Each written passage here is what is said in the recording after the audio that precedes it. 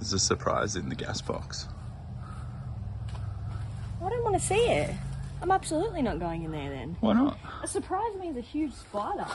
It's not a spider. No, you haven't. What have you put in there? It won't bite. Nah. Is it so it's a thing? It's a thing. Can I get a stick? It won't bite. It won't bite you. Yeah, but like... Do it. Can't do it. I've just seen the biggest spider in my life over there, so I'm already on edge. No spiders. Nothing alive.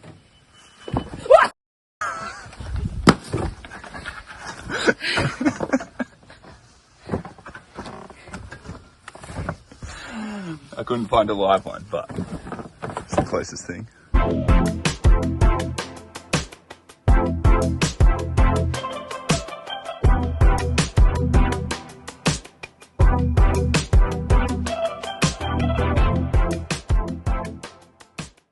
Today's task is putting the gas storage box in the van, or at least prepping it ready for install, depending how the weather goes. It's been another slow morning as well today, just trying to work through so much thinking that has to go into working through how you're going to do everything. So yeah, there's been a bit of time in working out how I'm going to attach the door and putting the lock and all that sort of thing in there. But yeah, ready to make a start now on the gas box. So one thing to be mindful of, there's a lot of requirements around the gas, so how it's stored, ventilation for both the box and also the van itself. So yeah, really good to get professional advice on that. I had a gas fitter come out and I ran through where I wanted to put my storage box, what appliances and where I wanted to put those as well. So that was really worthwhile to do. So he gave me some good pointers and some things I had to keep in mind as well, in terms of there's a lot of requirements for where ventilation needs to go, what size ventilation. So we need like high point ventilation, low point, and there's minimum areas you need to meet for that as well. The gas box needs ventilation. So he told me what I needed for venting the box as well, and just things to keep in mind, because there's certain requirements for where the vents need to be from ignition sources, windows and that sort of thing.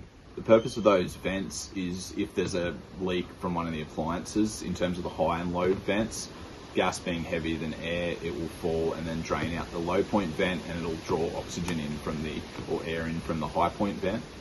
And then the gas box vented as well, so it'll vent externally and not into the vehicle. In terms of the box that we're using, we've got this fiberglass box, which we got from DIY RV Solutions in Brisbane. So this box will house 2 4-kilo bottles, one at the front, one at the back. From what I've calculated, probably conservatively, each bottle will probably last about 12 days with what we've got and how long we want to run each of those appliances for. So the box itself, basically it's a fiberglass box, and thankfully, because a lot of people do these sprinter conversions, it's actually molded to the contour of the van, so it should fit quite nice and flush up against it. Basically comes with the fiberglass box. There's a lid there as well that'll go on, so that'll sit there, and then there's a plastic and rubber hinge as well that I've got to install. So I had to cut this down a little bit just for it to actually fit in flush on that. So a couple of metal got cut off that. And then it also just comes with some mounting hardware. So there's some screws there, and there's a key and a locking barrel with a couple of different lock mechanisms and a little latch there as well. So that's where a lot of that thought went into, just how to install that lock and making sure it's in the right dimensions and things like that, and installing that hinge. Just got a bit of tape here, just making sure that hinge stays in place while I drill all the holes.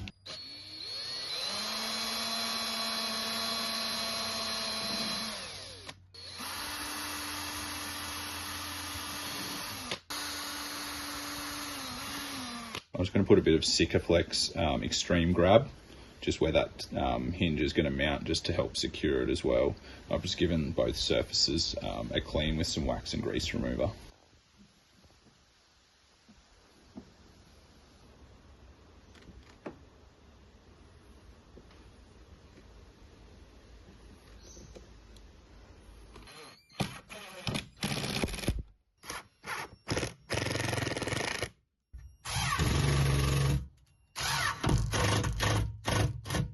Now installed the hinge, so that's what that looks like there.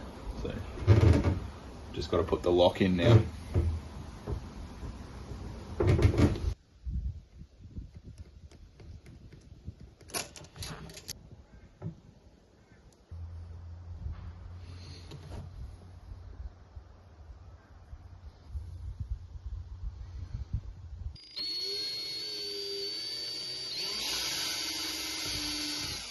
Alrighty, just drilling out the hole for the lock barrel now, and I'm using a 20mm hole saw for that.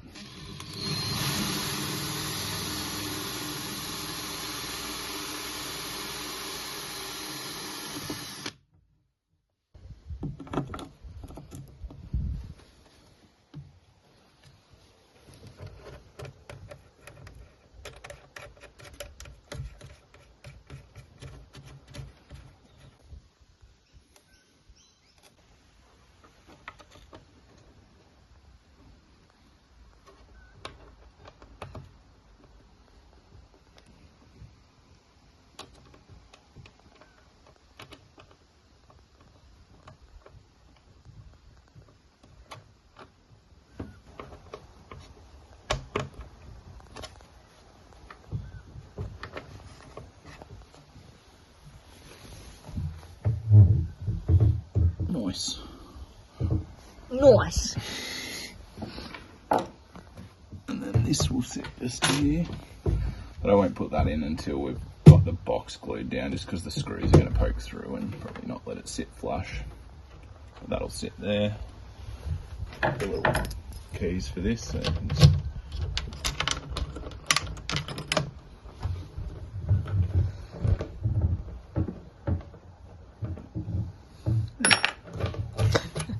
I'm pretty pleased with how the lock and the hinge went on.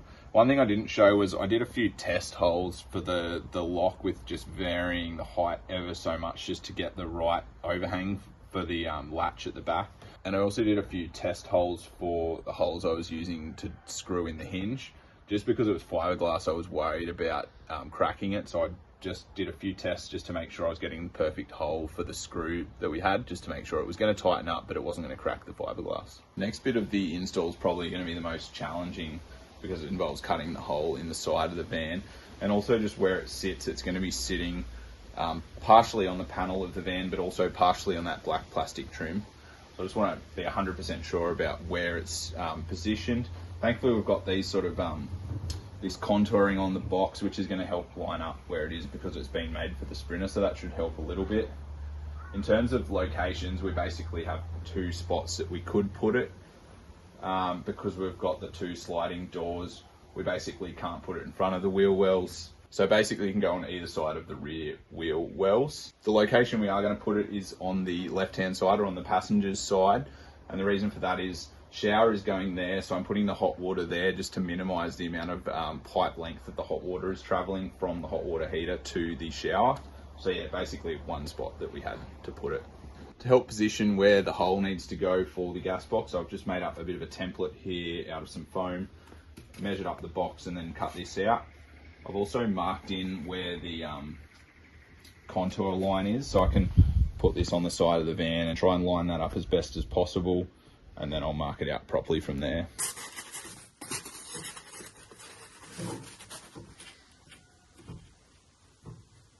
I've put the template up on the side of the van and I've lined up the contour lines that are on the gas box with the contour lines here.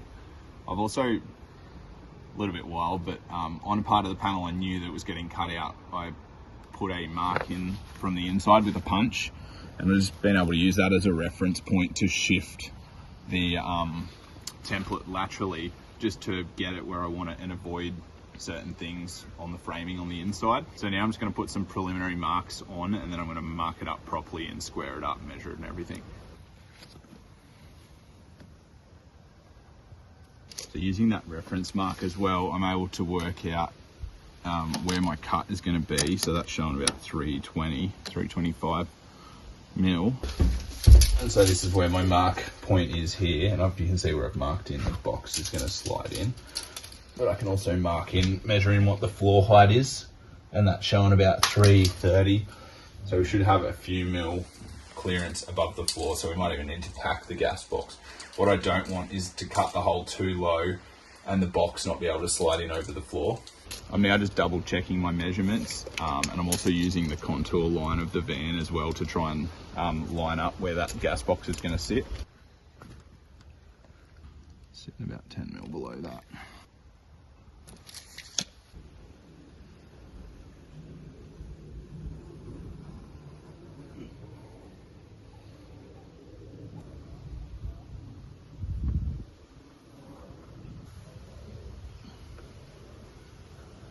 All right, it's all marked in. The weather's starting to turn on us, so I think we're going to pack up and cut this out another day.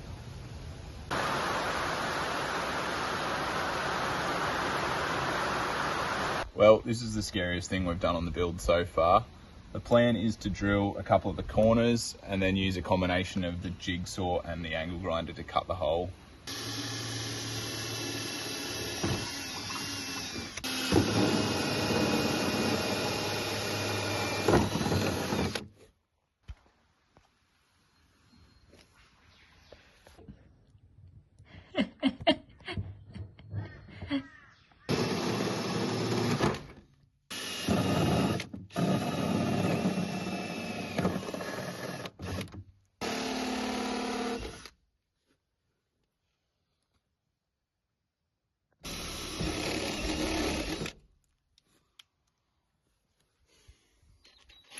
There's a hole in my van. That must be behind.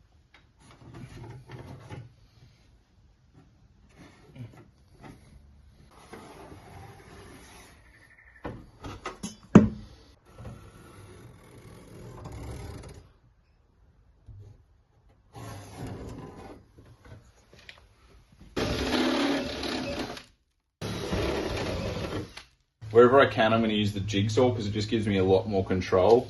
And I'm using a brand new metal blade for that as well, just to try and give me the cleanest cut I can.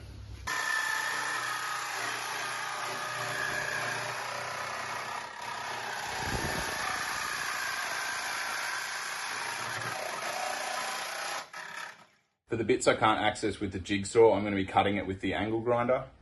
And at the moment on the angle grinder, I've got a 1mm cut-off disc.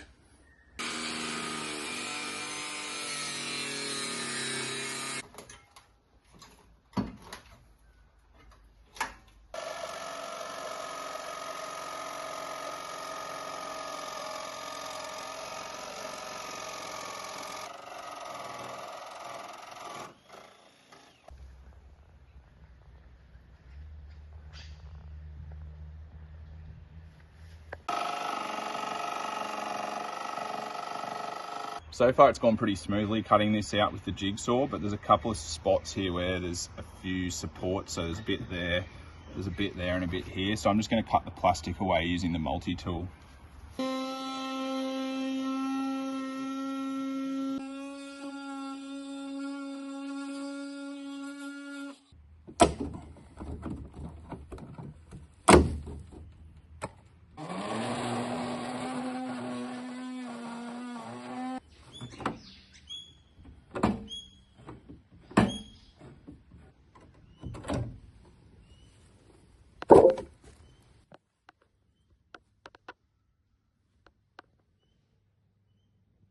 I'm really struggling to get through these ribs here. Couldn't get there with the angle grinder or with the jigsaw. I didn't have a metal blade for the reciprocating saw either, so I've gone old school and I'm just going to use a hacksaw to get through that last little bit.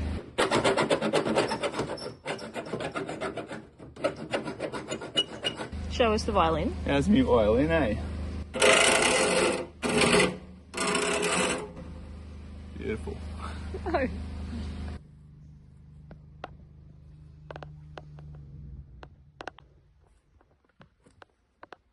Well, that's all cut out now.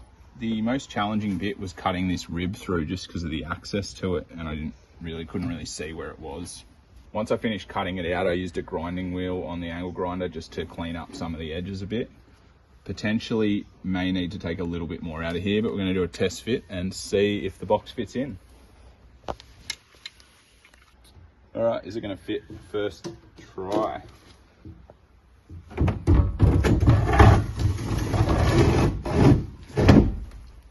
You're joking. That is beautiful.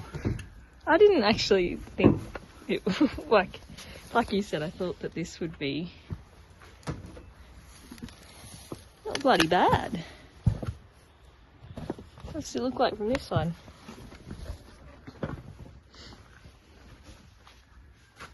Nice. Look at this leech. Just hanging out.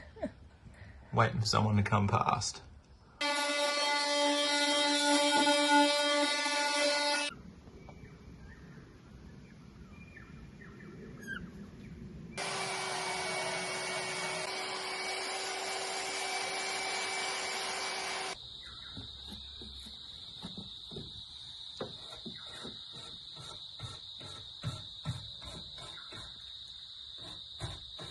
We're now ready to fix the gas box in place. When I picked it up from DIY RV Solutions, I got some advice off them on how to install it.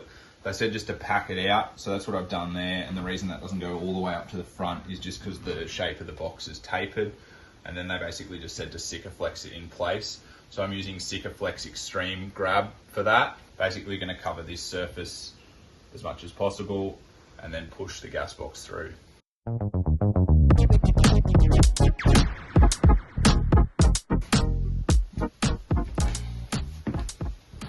Around the edge of the hole where that flange is going to be sitting, I'm putting Sikaflex 291, which is the marine grade stuff.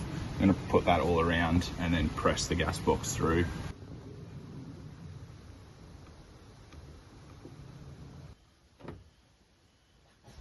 Straight into the...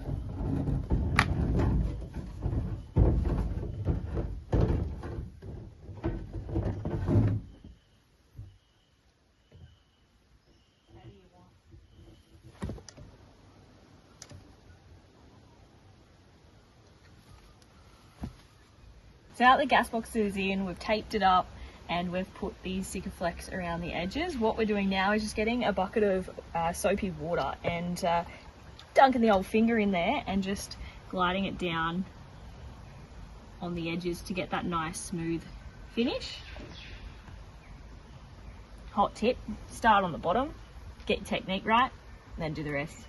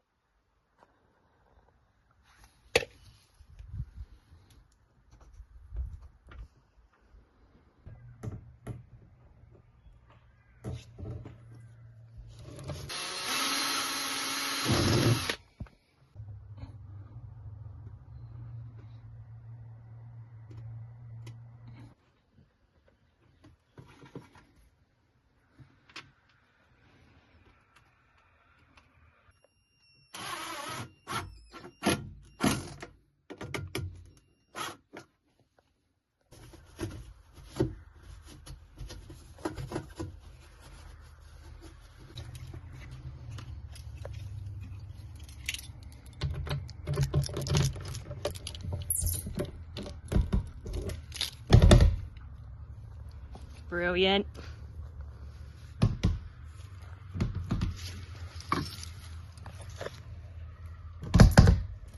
For good measures. It's like tongs.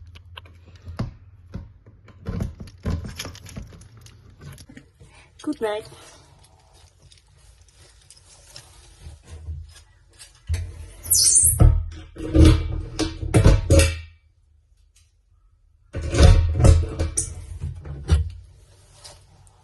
G'day.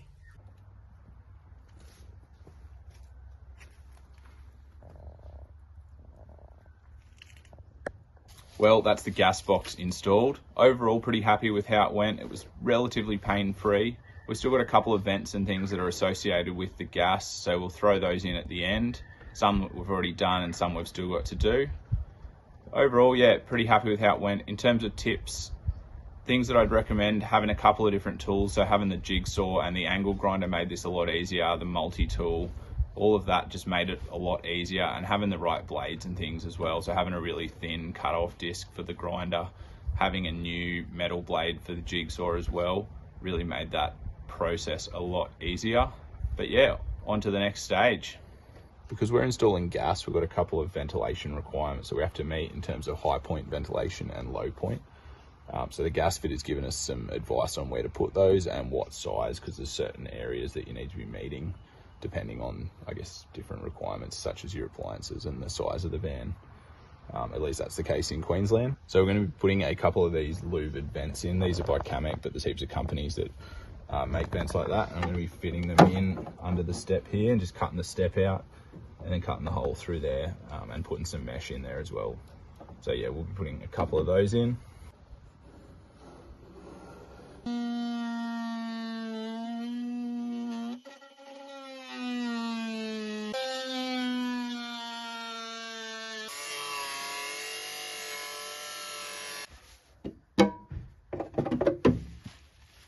I've now painted up the cutouts and let that dry. One thing I didn't show before was this template that I'd used to work out the cutout size and the cutout for the step. It's a bit worse for wear now.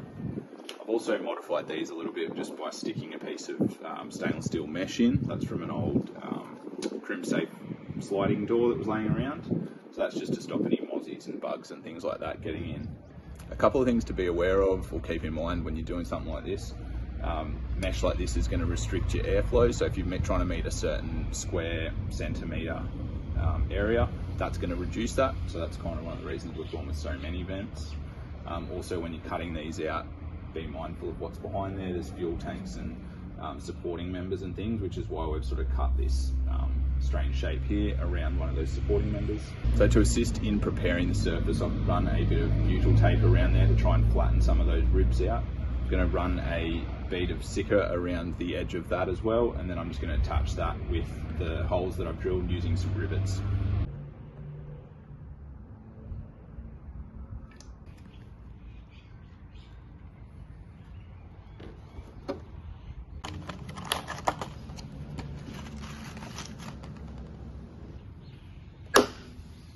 At the moment, we're just putting this mushroom vent in. This is forming part of our high point ventilation for our gas system. Essentially, it's a two-part system that'll sit on the roof. This will push through the ceiling, giving a neat finish, and that just gives us that ventilation from the roof.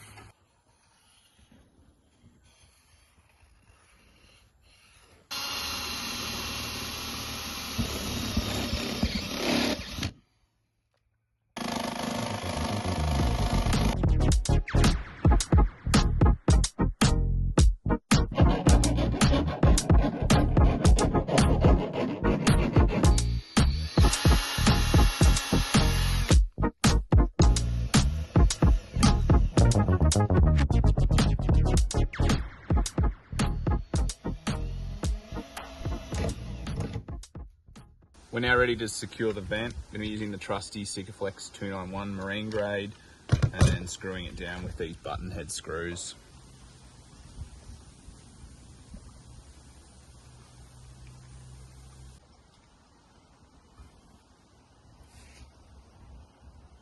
I made this little frame out of some 15mm ply. That's just going to sit up there and give me something to screw into.